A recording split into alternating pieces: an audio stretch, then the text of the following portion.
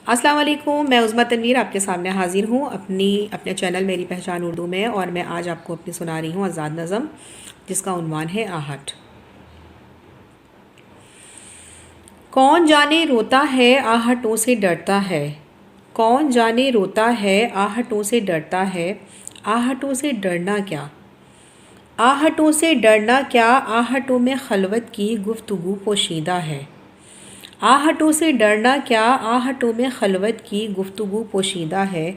आहटों को सुन तो लो, आहटों के अपने ही साज़ ज़िंदगी होंगे। आहटों के अपने ही साज़ ज़िंदगी होंगे, या किसी मोहब्बत के राज़ बंदगी होंगे, या किसी मोहब्बत के राज़ बंदगी होंगे।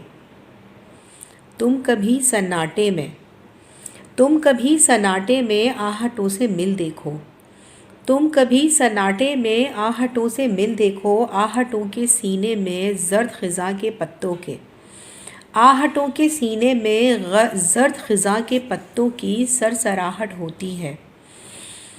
घुटी घुटी सी सांसों में मग़मूम आहट होती है। आहटों से डरना क्या, आहटों से मिल देखो। बहुत शुक्रिया।